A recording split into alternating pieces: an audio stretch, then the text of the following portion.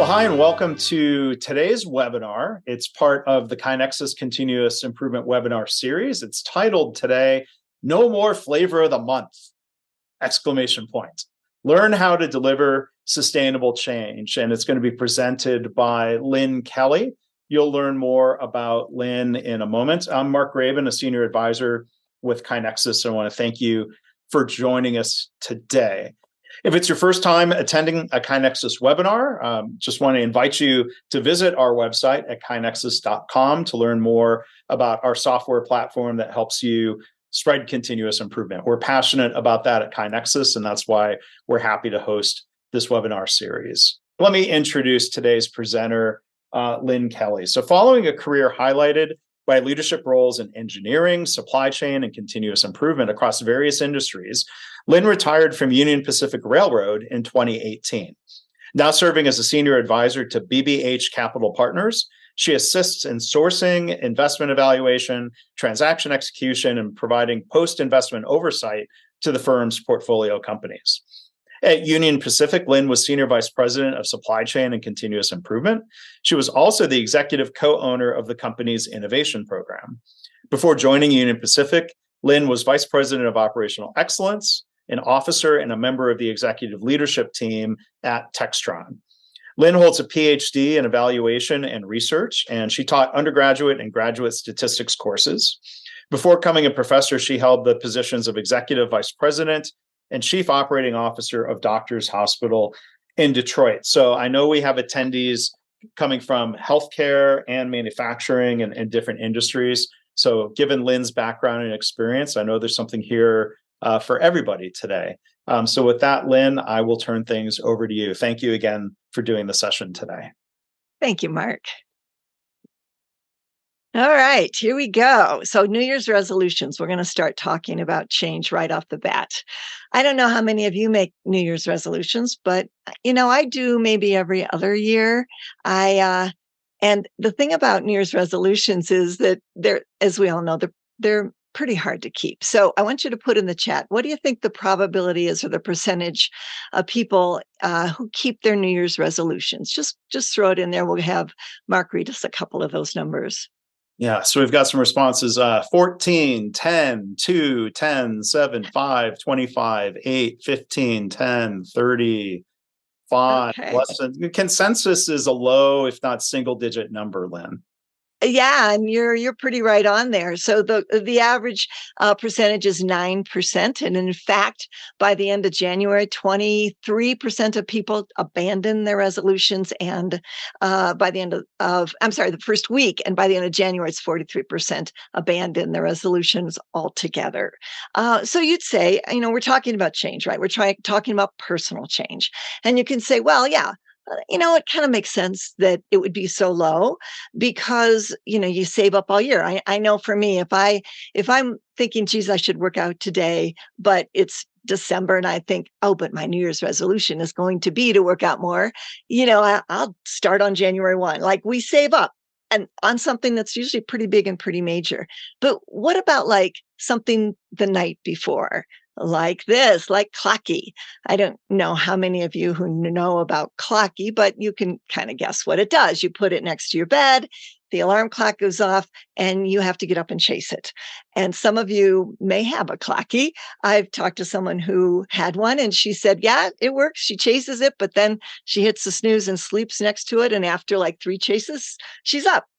But the point is that personal change is really hard, right? I mean, and then you think about organizational change and you think, wow, these are people who have not a big vested interest in changing, and they're getting a corporate change rolled out to them that often they haven't participated in.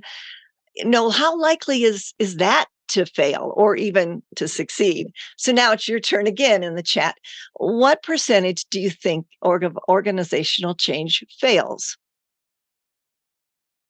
All right, let's see what people have to say here. 40%, 70, 90. This is the percentage that fails. Fails. 75, 10, 70, 50, 70, 97, 50, 75, 80. So the consensus on the failure rate is relatively high. Yeah, yeah. And now I'm going to throw in my disclaimer with a little story. So I was responsible for change at Textron, and I had just been hired by the company because I had been involved at change in the state of Michigan in some automotive fastener plants. And what they wanted to do is they wanted to implement something way back in the year 1998 called TQM, which is a precursor to Lean, in their automotive plants.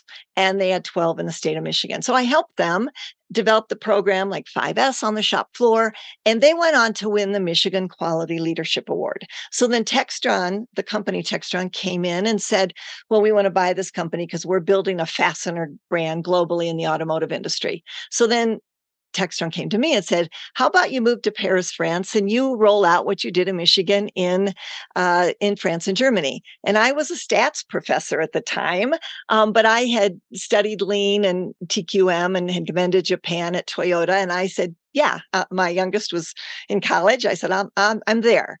So I rolled out change, this new kind of precursor to Lean, in the German factories, about 5 over there, and in the French factories, there were 5 or 6 over there. And I found that I failed miserably in the French plants, but the German plants were pretty good. And the reasons are lots, mostly because their customers, Mercedes and BMW over in Germany, wanted them to be more like Toyota, one of their suppliers to be, and the French companies weren't there yet. But I failed. But I had a 50% success rate.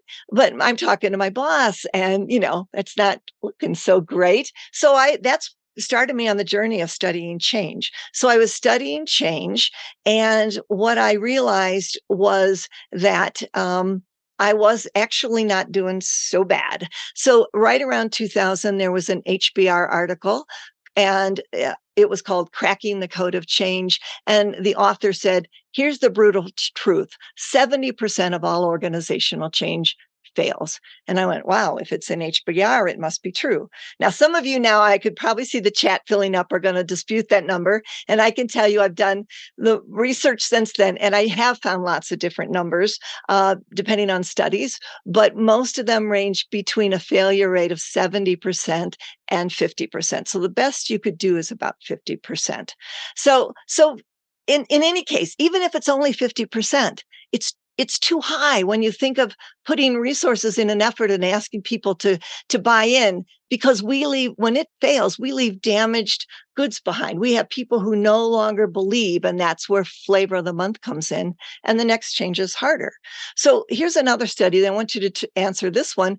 When does the failure begin to take place? And let me frame this for you. How soon could you detect the difference between if it's going to fail or succeed? Go ahead and give me your numbers. How long after you implement? We'll look for responses come in within a month, within 6 months. Response, 1 month, 3 months, 6 to 8 weeks, within 6 months, almost immediately, based on how management reacts to it. Within 3 months, so early. Okay. Start. So early, yeah. And I'm surprised because a lot of people think it's much longer, but it's actually within the first month. And this was a study done, and it really showed that there are enough little hints along the way that in the first month, you can start to detect if your change will fail or whether it will succeed. And that's important, because what we're going to talk about, and I'll introduce the change questions in a few minutes, but what we're going to talk about is how do we detect failure early so we can pivot, so that we can fix it, so that we don't have to end up with that 70% failure rate. And why does organizational change fail? Just throw out a few reasons. Everybody give me your top one, and let me get a couple of those in here. Look for responses in the chat again. Commitment, poor sponsorship, org not aligned, follow through, leadership, top level distraction, fear of change or more work, not getting the voice of the customer, change management issues, poor communication. Good. Yeah, you got most of the top ones. So, excuse me. So, you can see now in this little logo that John Shook and I put together. These are the key categories that that we believe the change fails, or else there are success factors that you can build into these categories to make them your change succeed. So purpose, designing and doing the work, engaging and developing the employees, management system and leadership, and then culture, which kind of radiates into all of them.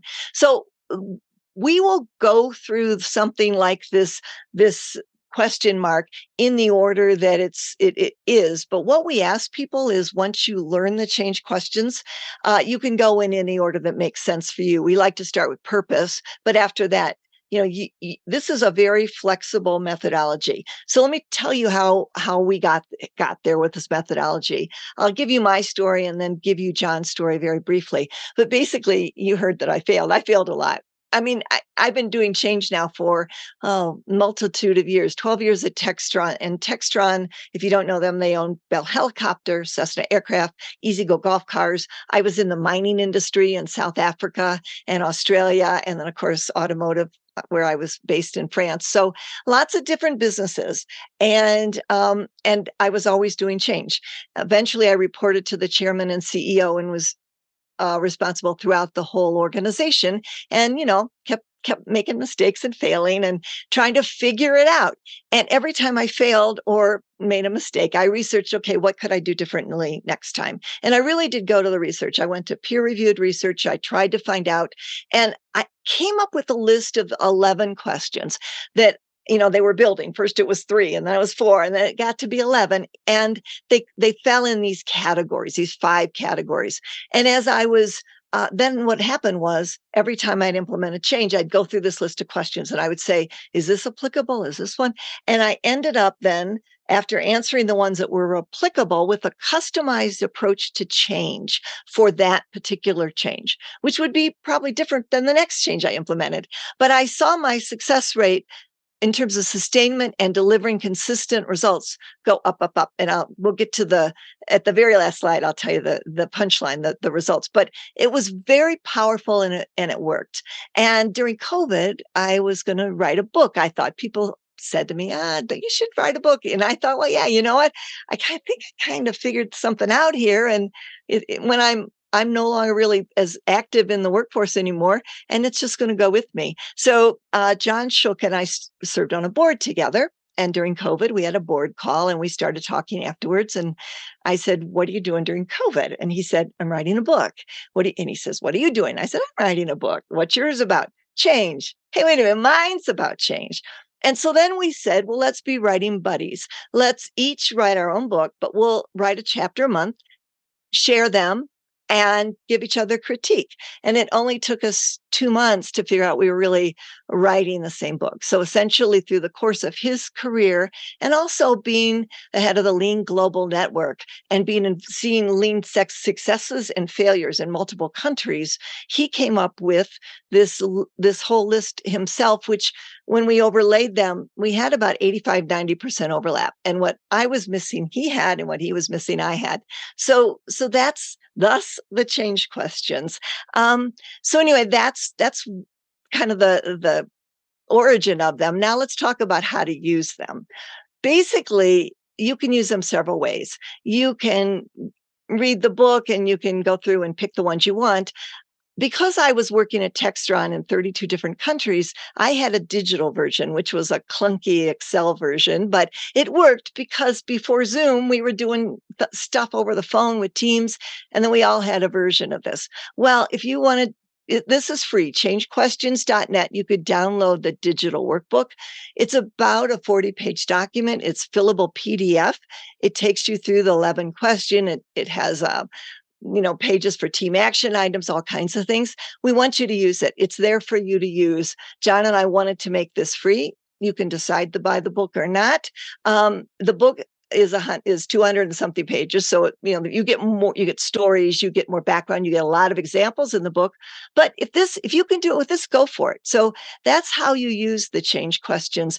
And the idea is, no two organizational change efforts are the same. So why should your approach be? And these questions will deliver a customized approach for every change. And I have to do my disclaimer here. I have to tell you, though, the methodologies that are out there they're very good. I don't want to take anything away from them.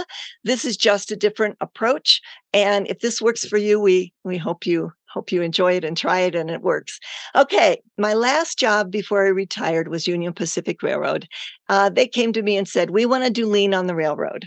So 42,000 employees in the operating department is where they wanted to do it. Never under a roof. How do you think about lean in a railroad? So they had already kind of named their lean approach, and they called it UP Way.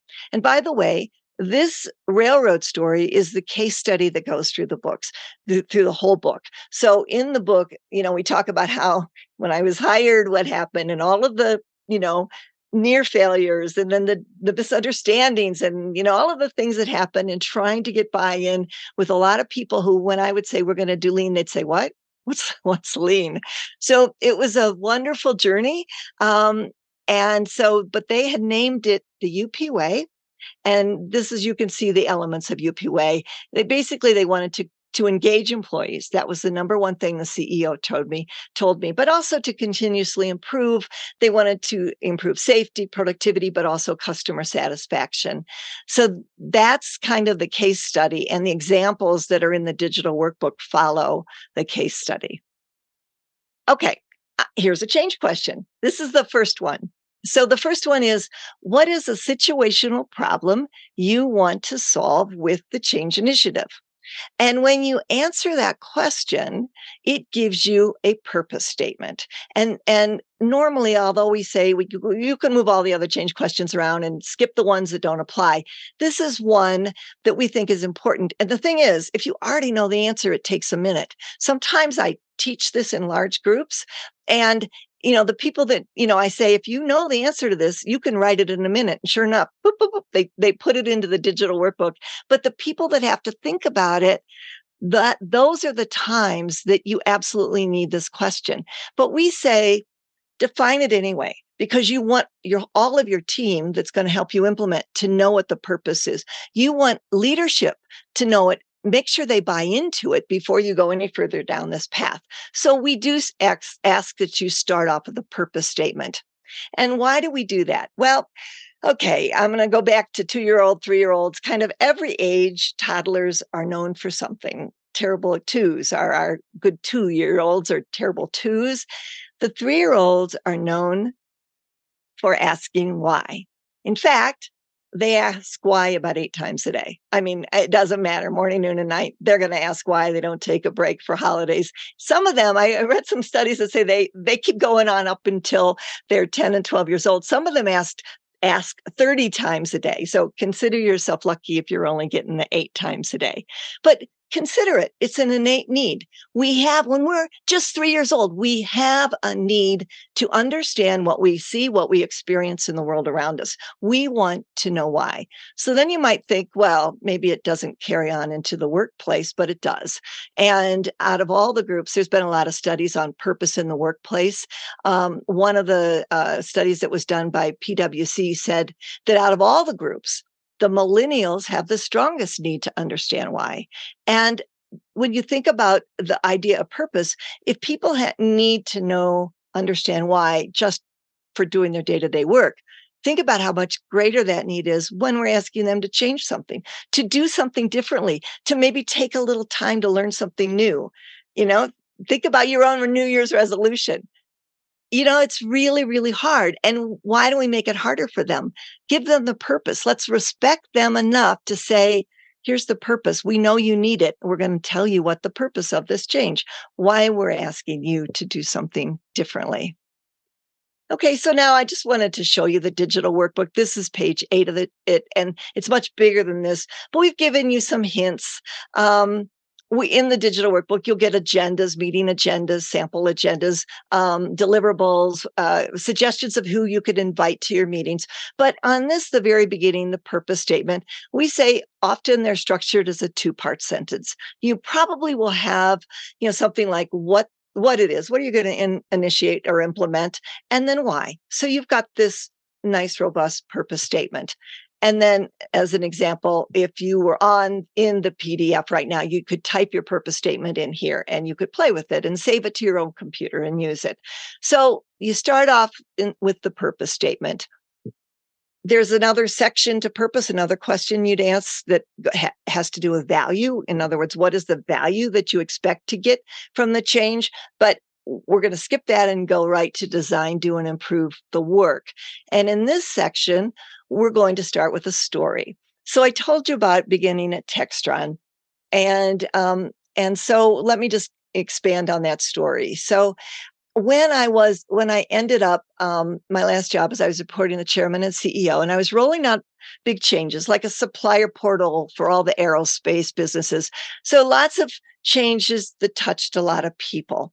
And then I had a small change, and it was a group of about 250 people who I thought, we had a really good relationship. They trusted me. I knew almost all of them. Probably only 10 different countries, not a lot of different countries. And the CEO wanted it done. So I had a meeting with the leaders of those 250 people group.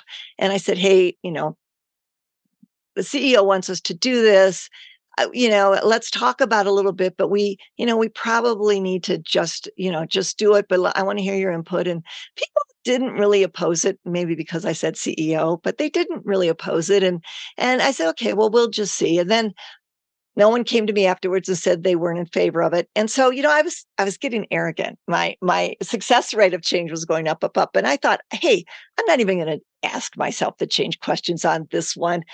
I got this. They all know me. They trust me. I'm just gonna roll it out. And so I did an email. Again, really did an email. Effective, blah, blah. This is a change. And I got slammed. I really got slammed. And so I read a study, and the next slide is going to tell you about the study, but this picture is here for a reason. That weekend, I researched, okay, why was the blowback so great? Well, I can't imagine I know these people. And I found a study and I went, oh my goodness, huh? And I was mulling this over. And then my girlfriend had invited me to go to Martha's Vineyard for the weekend with her. So we were on a little bay like this. And this isn't the exact picture, but I had to find some bay later on that showed what it looked like. So visualize that we are walking on the grassy part. There's a trail that goes around the top. And we're looking down, and if we were looking at the far side, or actually the right side of the bay, and suddenly there's like 10, 11 people. And they come walking along this beach, this abandoned, deserted beach. They're clearly going to go swimming. They have swimsuits on. They're carrying their inner tubes. They're walking. They're walking. They walk all the way around the bay, and they get to the far end. And then suddenly, one guy just ran and just jumped in. And I said to my friend, "Are you kidding me? Like, well, they were looking for the perfect part of this deserted beach. It all looks the same." Well, and she said, "No. It's the riptide. There's a riptide here that instead of taking you out to sea, takes you across. So they can actually cross the bay and end up at the other side." And sure enough, the guy is flying. And then somebody else jumps in after him flying. Then there were like 4 or 5 people on inner tubes, and they plopped in and let the water take them along. And then there was a couple of people left. And the first person kind of went up to her knees and went like this. And then the 2 of them, 3 of them, whatever it was, walked all the way back around to meet their friends. And I just realized that I just saw the change curve play out in front of my eyes. And that was a true story. I didn't embellish it at all. And that is that in any given group in general, 20% of the people will accept change. 60% will be neutral. They'll just be floating along, going where the current takes them, not paddling, not resisting, just floating. And then 20% will not be open to the change initially. And then I realized, oh my gosh. So in this group, I rolled it out to everybody at the same time. Who has the loudest voice? The people who really don't want to do it. Who do I need? I need the neutrals, because the people who accept change are probably there with me. And because the people who really don't want to do it, I have the loudest voice, they'll probably pull that neutral group over. And, I had already read The Tipping Point, and I love this quote. I just read it. I love, you read it. Make sure you read it as I'm talking, because It's true. I mean, when you're thinking about change, you need the neutrals. You have to get the tipping point, and you want to get it going in the right direction. And if you start off to everybody at the same time, then often you'll get it going in the wrong direction, and trying to reverse that is very, very difficult. So then I added a new change question, and it was, how can I pilot this? How can I pilot the idea with change agents? So in other words, if I have to do a change, I try, even if it's kind of convoluted, I try to find any way I can do a pilot, an experiment, or even a simulation, something that I could get the bugs out, right? Because every time you have bugs, people who resist will take everybody over towards them. So try to get the bugs out, make sure. And also, we should respect people enough that we don't give them something that's full of problems. They shouldn't have to figure those problems out. We have to figure those out. So I try to do anything I can to test it out ahead of time. And if I have a choice, I try to test it out with people who I know are open to change. Because then another change question is, how can I recognize success? And remember, we know in the first month, we can detect if it's going to fail or succeed. So right away, I start looking to detect, is it failing? Is it succeeding? And when I find those successes, we publicize them. We have the CEO talk about it, the manager, the leaders, we have them present, we do a podcast, an article, and suddenly we have fear of missing out. We have FOMO. The middle group goes, hey, I want that. How come they get to do that? How come they get all those resources? How come they get this? And then we've got it going in the right direction. And so that's part of one of the lessons I learned, and just kind of introduced another change question to you. Okay, engage and develop employees. We all know that. And we're going to talk about recognition. A big part, before I do this, I want to tell you, a big part of engage and develop employees is communication. The two primary reasons the change fails, and you can see it, it's either one or the other in almost every study, is either leadership commitment, visible leadership commitment. Lack of that will make it fail, and having it will help it succeed, and communication. So communication's big, and I don't cover it now because there's actually several change questions involved in communication. And we talk about things like, we have to gather frequently asked questions and answer them before we even announce the change. Let's not let managers make those things up. We owe them the answers. A communication plan. And so now we get to recognition. Recognition is part of communication. So let's look at this quote. So in this quote, it says 66% of employees are likely to leave their jobs because they don't feel appreciated. And the figure is higher among millennials, with 8 out of 10. So again, think about it. If they're not recognized in their job, we're not even asking them to change. We're just giving them their job, their normal day to day. If they're not recognized, they're likely to think about leaving because they don't feel appreciated. But then when you go further with that and you think we're asking them to change, we want them to do things differently, and we're not recognizing them. A lot of times we don't even think about recognizing the successes until we have a bunch of them. Like, why do we wait so long? Let's plan recognition ahead of time. So I'm big on recognition, but wanted to talk about pigeons playing ping pong. Because that also talks about incentives. I like recognition better than incentives. But B.F. Skinner, we know about, many of us have known about his studies and behavioral conditioning. And would you believe he actually taught pigeons how to play ping pong? And if you Google it, one of his videos is on YouTube, and you'll see pigeons are playing ping pong. And he did that with incentives. So if he can teach pigeons to play ping pong with incentives, I think we can get change with rewards, recognitions, and letting people know we value them and value the way they're participating in the change. I got to tell you one other thing about this because it's so cool. He actually taught pigeons to read. That's mind-boggling, right? And you can Google a video of that too. And it's not rocket science. They're not reading War and Peace, but they have a pigeon looking at a screen, and the word turn comes up, and the pigeon goes in a circle. And then the word peck comes up and the pigeon pecks. So can you believe it? I mean, we think we're so smart, but if you can do that with pigeons, we can do a lot with rewards and recognition. All right, so that's another change question. And now we're on management system and leadership. And I heard a couple of you mention that in the chat when you talked about reasons for success or failure. Okay, so this is a study that there's a ton of studies on this, but I'm going to give you one because it's pretty profound. So now we know that approximately, okay, again, we're probably going to somebody's probably going to raise discussion on all the percentages, but let's say that it was 30% of failure of change that succeeded, and that's in the green, and the rest failed. Let's say 70%, but let's say it was even 50.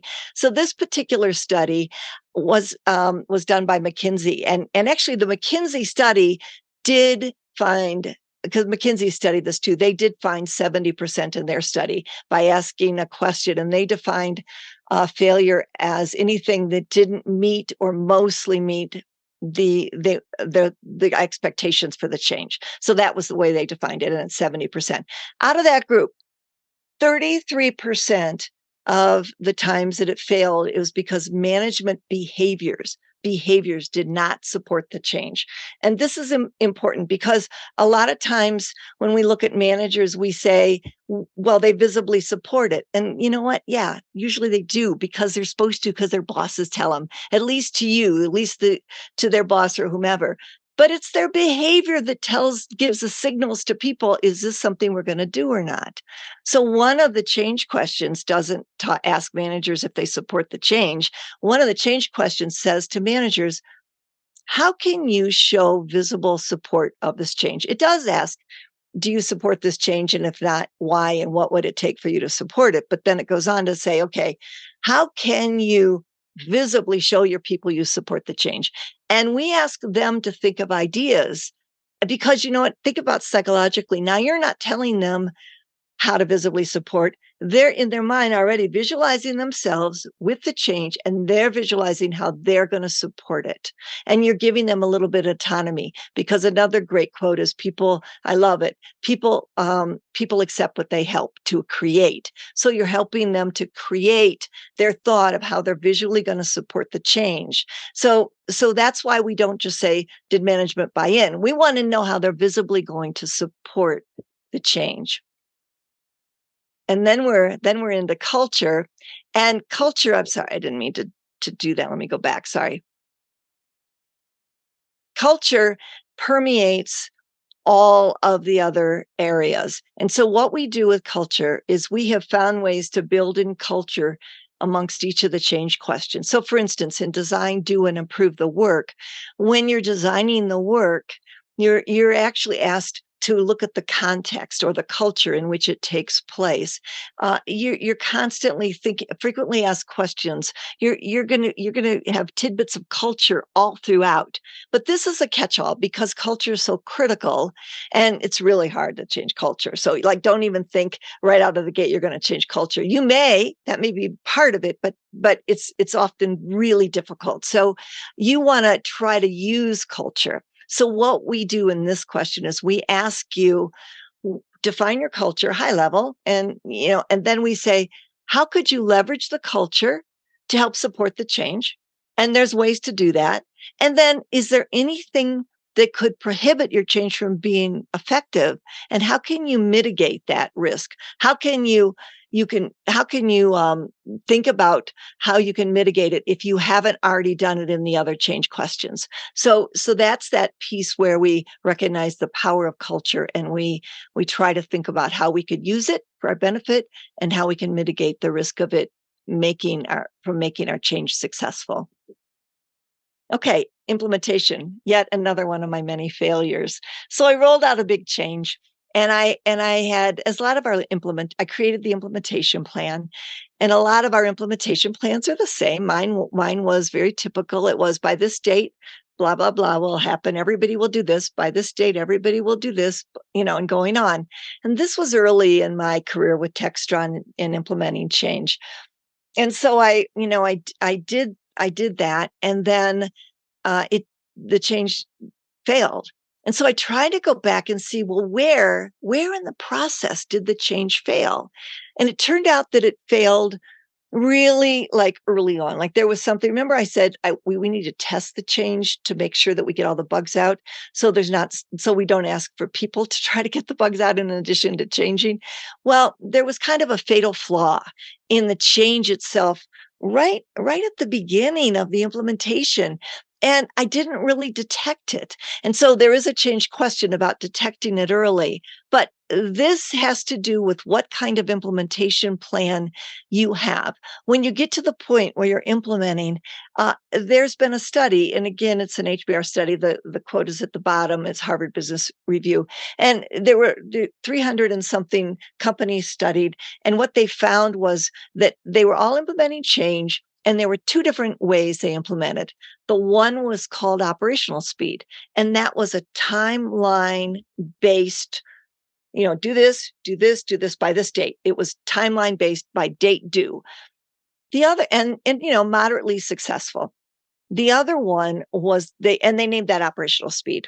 The other one they named strategic speed. And what they said with this is they had checkpoints throughout this implementation plan. And the implementation plan was not marching orders. It wasn't mandatory, do this by this date. It was, now we need you to check, or we will check, is it delivering the results we expect it to? If not, we've got to tweak it. We might have to pivot. We have to do this, but we want this change to be successful. So we'll do what we have to do to make it work. And that was called strategic speed. And what they found is, I meant to look at the study right before this webinar to find out. It was either 2 or 3 years later, but it was a period of time. I think it was 2 years later. They went back to all these companies and they said, how satisfied were you with the results of your initiative? And there were 52% better results in the companies, the organizations that used strategic speed. And so now what I always do when I get to implementation plan is I make sure I've incorporated those little checkpoints and remember how soon can we detect change? Within a month. So right in the first month, I'm checking, or we're checking, the team is checking, and we're finding out, are we going to be successful? And if not, we figure out why not. And I know what I'm saying sounds like it takes a lot of energy, but it takes a whole lot more energy if we fail. So, and we leave damage behind when we fail every single time. So the reason for the change questions is to put the time and effort in before we even announce the change, before we implement it, to plan it so that it is planned for success. And when we wrote that up in the book, I said it like that. We kind of put the time in ahead of time. John Shook said, no, it's not that we put the time in ahead of time. We consider that part of the change. So if this is the part of change that we always think we are going to implement, this front part is the part of the change too. It's the necessary part of the change. And again, if you don't have a big change and it doesn't require a lot of the change questions answered, it's really simple and fast, but at least you've mitigated some of the issues. Okay, now I promised that I would get to kind of the punchline. All right, so this is, I went with the 70% because again, whatever. I could have put 30 to 50%, but average across multiple industries, organizations, and countries. Let's say worst case scenario, 30%, only 30% of change is effective. By the time I left Textron, I was for all the changes that I was responsible, all of these were with teams. I always had a team. I was the common denominator, and the change questions was the common denominator. But the teams that I were 90% effective and in being successful. And I'm going to talk to you about how we measured sustainment because we were very rigorous. So I'll tell you in a second. And at Union Pacific, over hundreds of changes when I left Union Pacific, we were at 96% sustainment rate. So it shows that we can beat the odds. I mean, it really does. So now look at the little note at the bottom, and I can elaborate on it if you want to, because there was so much more than this. We did a lot around sustainment. We changed process owners we called them sustainers. And we didn't say projects closed, they transitioned. We, changed language. We did a lot of different things, but the way that we measured sustainment or success was that we had to have at least 6 consecutive months at or above the metric of the KPI that we were tracking, that we were trying to change. It had to be at or above that for 6 consecutive months. And if it wasn't, they only had a year to get there. Now, it didn't, remember, we kept checking in between. So we may check at month 2. And if it looked like we were dropping, then we would jump in and we work with the process owner or the sustainer, and we'd figure out what do we need to do. But a lot of these measurements in the railroad are electronic, because every time you move a train, every time a train stops, it's all electronic. So you can't fudge the numbers. So basically, nobody was messing with the numbers, and we were actually able to get this. And if they had a derailment, we'd give them an extension. I mean, there were different rules behind that, but basically that in essence was the guideline that we followed. And those are those sustainment rates over hundreds of different initiatives in all different areas.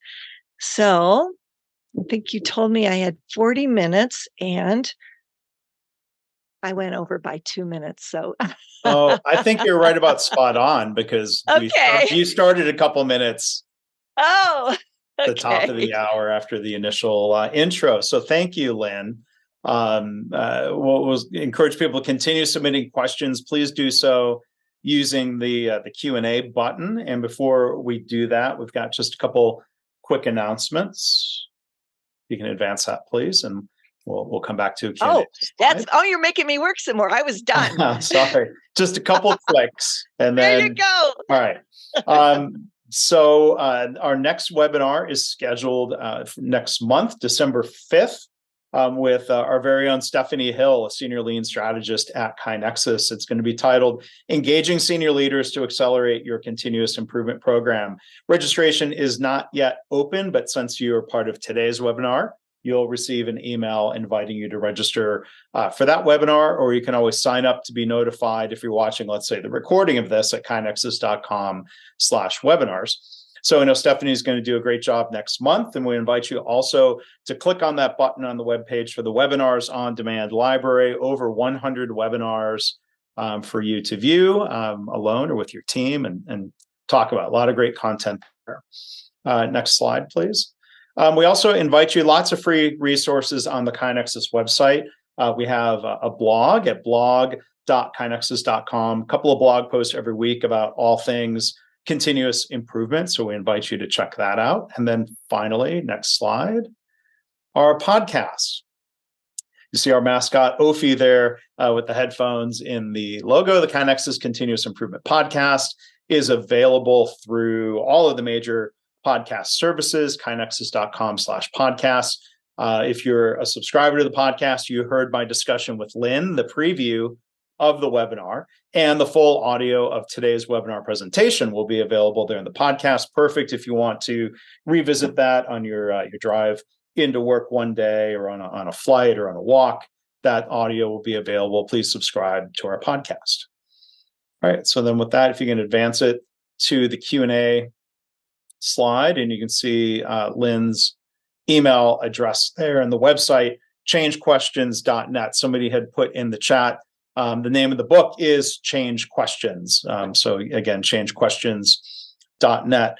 Lynn, a couple questions.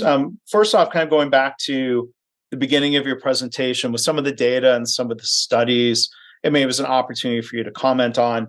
Does that data refer to large change initiatives as opposed to small kaizens, small changes? Yeah. I mean, the data is really about the large programs, correct? Right. So what I found in terms of studies is I could not find over the years many studies that dealt with small individual programs or projects. What I found was that most of these studies had to do with kind of an aggregate of companies. Now, what they often ask people is, and when they were doing it, is think about the last change you experienced. And they didn't predefine what size change it had to be. So I think for some of those, we definitely would have some smaller type changes built in.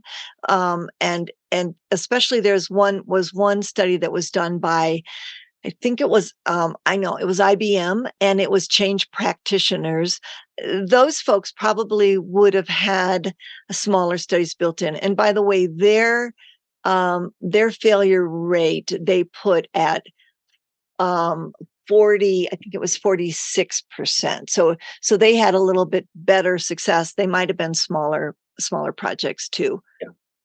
I've heard a benchmark related to Toyota or other small Kaizen programs of a 90% implementation rate, meaning they found something to implement. And KaiNexus customers across the board, when we aggregate the data, this includes small, medium, large changes. A lot of small changes are in the range of like 75%, which I think sustainment. You're saying?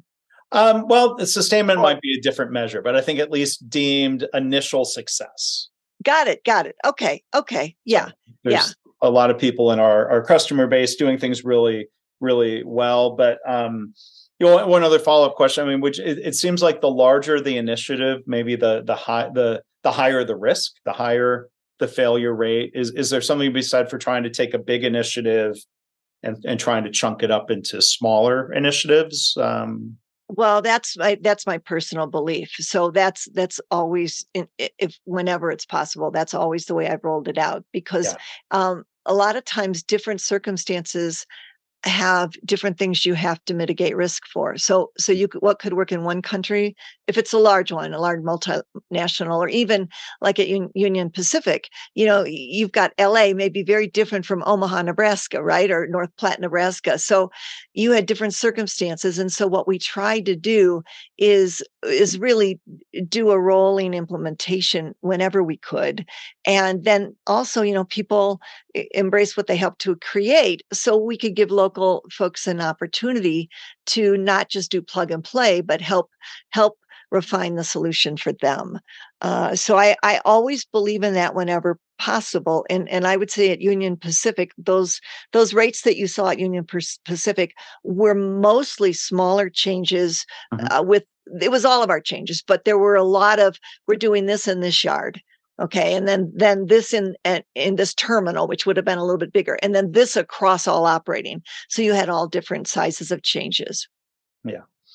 And then when we talk about failures or failing to meet the goal for a change initiative, does the data tell us the answer, or do you have a sense from your experience? Like, how often is the failure, like we failed to implement it, we didn't do it, versus we did it and we failed to have impact that we expected? It's funny because everything that I found lumps those things together. So often the bigger studies that give you actually the percentages that you can kind of, hang your hat on somewhat are things where that people are they're self-defining, whether some of the answers were it sustained or it delivered results,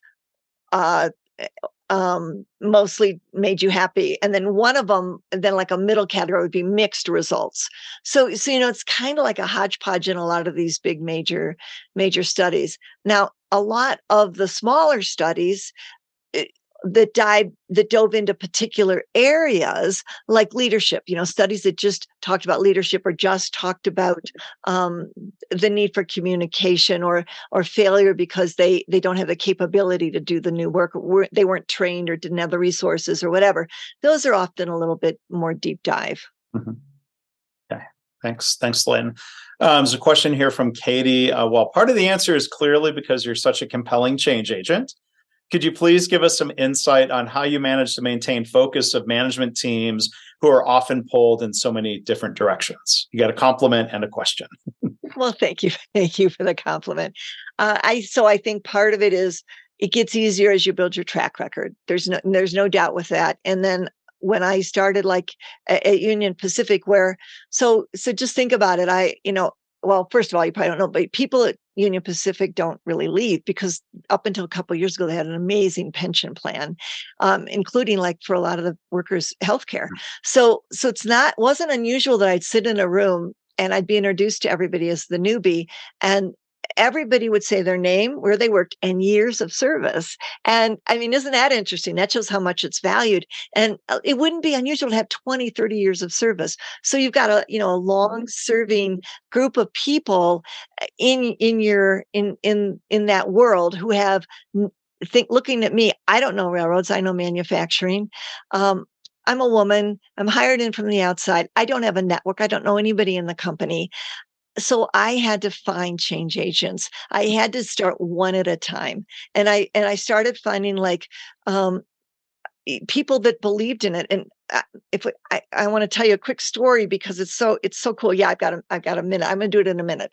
No, you're good. One of the ways, so we wanted to roll out this UP way across all of Union Pacific in the operating department. And there were 22 different service units, which is kind of where all the one ends on one track and it starts again. So the whole 32,000 track miles was divided up into 22 different service units.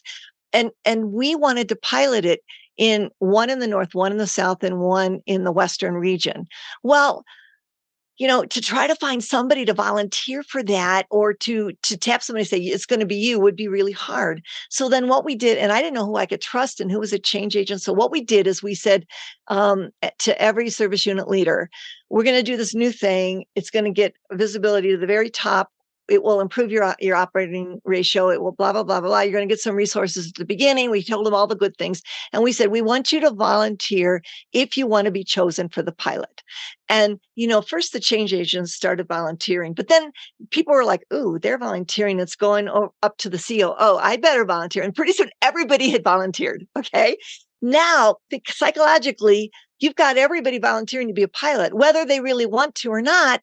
You've got them now taking that very first step. But now we chose one pilot from each service unit or from each region. Now we're choosing based on everybody telling me who the change agents were. And in the book, I tell you kind of ways to detect a change agent. But, we chose the three service units. Now, all of a sudden, we had some of the ones that volunteered saying, well, how come they got to be chosen? We're going to do it anyway. We don't need you. We're going to do it anyway. I mean, because of FOMO, fear of missing out. So I think there are some things you can do thinking about human psychology, even if you come in as a new person and you don't know anybody and you have to build a track record.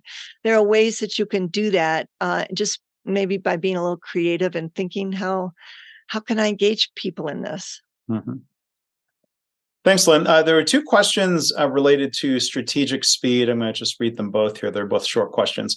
Is it fair to say that strategic speed would equate to using toll gates in your plan? And the second question is just asking, can you speak a little more about strategic speed and checkpoints or maybe share an example?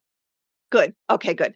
Okay, so toll gates, yeah, somewhat. I think in some worlds, toll gates have gotten a bad name. But you can think of it kind of the same way, yeah. What we do is we ask you. I remember I said in purpose section, there's a question about value. So what we often do is think about, okay, what is the actual value we want to get from this change initiative? What is the real value?